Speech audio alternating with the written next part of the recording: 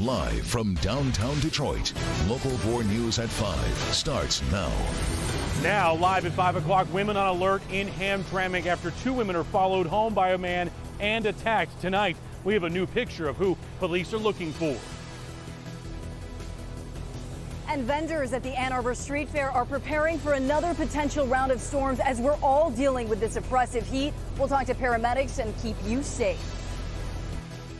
All right, Priya, we're going to begin with 4 Live radar. We have a severe thunderstorm warning in effect right now for Wayne County. And we want to get right to Ben off the top. What's the latest, Ben? Yeah, this is the second warning in a row for almost the identical smash area of real estate here south of 94. This is until 5:15, and we've been watching slow-moving storms with very intense rainfall and the possibility of quarter-size hail, not to mention all of this lightning that's coming with these storms as well. Even north of 94, which is not in the warning area, those storms starting to expand there as well. So we're definitely getting the downpours in the northern section of Wayne County. It's going to roll into the city here in about 10 minutes or so. Beyond that, there are more cells that have started to pop. There are no other warnings in effect right now, but there is a flood advisory for that western end of Wayne County where the radar estimates right now are starting to get near 3 inches. And of course, that rain's still coming down. That is until 5:30 tonight. Now let's talk about the heat. That's going to continue into tomorrow. Some of the places that are getting the storms,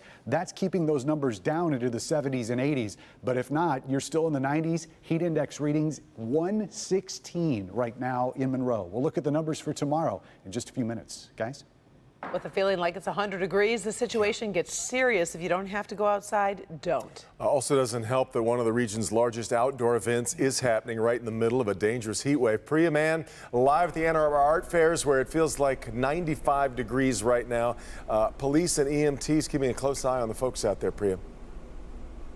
Yeah, that's right. And Devin, I'm inside their mobile command unit. This is where they stay cool while other paramedics are out in the field making sure people are safe. We've got a heart monitor here, an oxygen tank, and then the supplies they need for their mobile ambulance. So here's what you need to know. It is so oppressively hot out there. Check on your friends and neighbors. Hydration is key, but don't wait until you're thirsty. And most important, if you don't have to be outside today, don't be outside. Oppressively humid. Folks at the Ann Arbor Art Fair were doing whatever they could to stay cool. I think we're going to get some more rain here too. Hopefully it'll cool things off a bit. Yes, I thought, we might get some relief, but no, and it just dried up. I mean, the ground is dry again. Huron Valley Ambulance was prepared with more paramedics and ambulances at the fair and across Washtenaw, Wayne, and Oakland counties. Art Fair alone, we have 3 bike teams and an ALS skater. We also have our mobile command post, which people are more than welcome to stop by if they need any care. With an excessive heat warning in effect till tomorrow evening, the National Weather Service has some tips. Stay hydrated, but don't wait till you're thirsty. Wear loose, lightweight, light-colored clothing. Limit outdoor activities, especially during the midday hours, and wear and reapply sunscreen. So the things to look out for are any sort of like nausea, vomiting. Confusion is a big one. If anybody starts to get confused and they're out in the heat, it's best to take them inside and cool off and actually call 911. This vendor pitched in moments after our interview. The poor man was standing out in the sun dripping, so I gave him a paper towel. You know, out in conditions like this, we all sort of watch over each other. Spending hours outside manning his booth, Robert Farrell has a few tricks of his own. Well, I have my fan on the floor blowing up at me, and you just stay calm and stay here. And it's about acceptance. You know, we know it's going to be hot, we know we're going to be miserable, and you just tough it out. Yeah, it's all about acceptance, and I think that guy knew what was up. I'm taking his lead. It is so oppressively hot here. It feels like the triple digits, but in this misting tent, oh my gosh, it feels so good. This is just one way that you can stay cool. And guys, I think I might just spend a little bit more time out here feeling refreshed in this oppressive heat. Reporting live from Ann Arbor, I'm Priya Mann. Send it back to you. You found a good spot there. We'll have food delivered to you if you just stay put. All right, Priya. Well, we got a lot of information on how dealing with the heat at clickondetroit.com, our website. And it includes the warning signs of heat exhaustion. And if you show any of them, go to a local cooling center. Relax for a little bit. We do have a list of those as well. There's also a really useful explainer of how the heat index is calculated. And you can find all of that on our homepage. We also need your help in settling a debate. So what would you rather have to deal with, this major heat wave or the polar vortex? And heat wow. or cold? I still would do heat. I know. Well, with 3,800 votes, too. the heat wave winning with 52% of the vote. Super slim margin. We're keeping this up for a few more days, so go and weigh in on our Local 4 Facebook page. We always like to hear from you. Closer than I might have expected. But Yeah. if we ask the question in the wintertime, the margin would be even wider. Very true.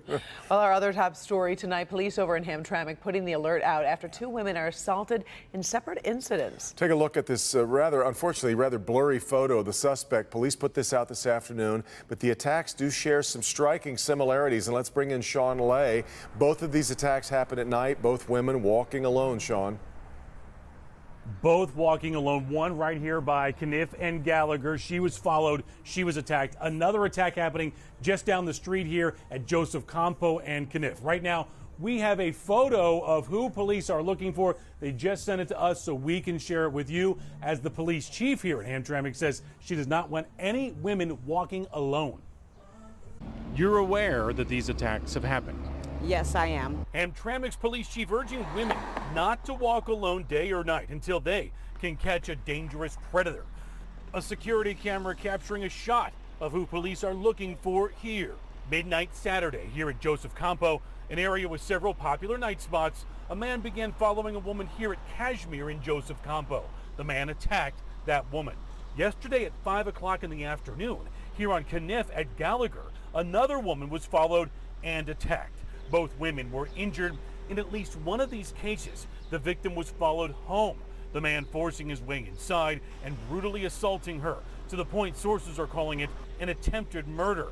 This woman believes she sees the man lurking in these areas.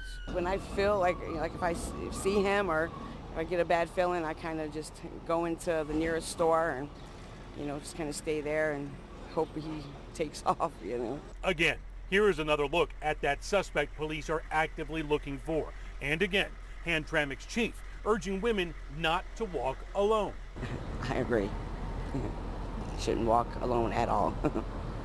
Try to be in groups, definitely. Tonight, Hamtramck police asking anyone who can identify the man we just showed you in that photo to give them a call right away. Devin, Karen, back to you. And Sean, are police yet calling these sexual assaults? We asked that question of the chief. She says she does not want to confirm or deny anything about sexual assaults here. She's withholding some of the details here as they investigate and as they look for this guy. Yeah, they often try to hold back things that only the criminal involved would know. So, all right, we'll keep following that. All right, Sean. Karen? Well, it turned out to be much more than just a car fire. Detroit police say they found a body inside of this burned out car on the city's east side. Rob Maloney spoke to neighbors who were stunned at what they saw early this morning on Albany Street. This is Albany Street near 8 Mile and Mound in the Warren truck plant. And 10 years ago, there were vacant houses here. They're all gone now. And the trees have taken over, making it the perfect spot for somebody who wants to dispose of a body to be able to hide it. And that's exactly what happened here this morning. And they weren't quiet about it either, say the rattled neighbors. Cordelia Murphy's daughter leaves early for work and the burning Jeep grabbed her attention. And she says she come through here and she's heard a bang and a loud noise and she saw the fire and 2 guys running up the street. The commotion rocked neighbor Leon Randolph out of bed. My dog was going crazy. I'm smelling this rubber burning. I'm hearing these popping sounds. He called 911, but the fire department was already on the way.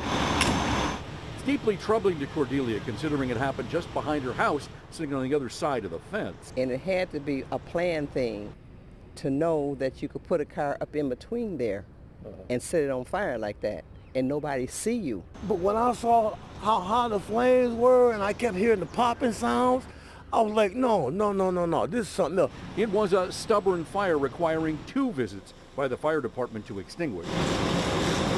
Homicide detectives spent a couple of hours going over the crime scene. It's devastating. It's devastating. But it's the first time it came so close to me.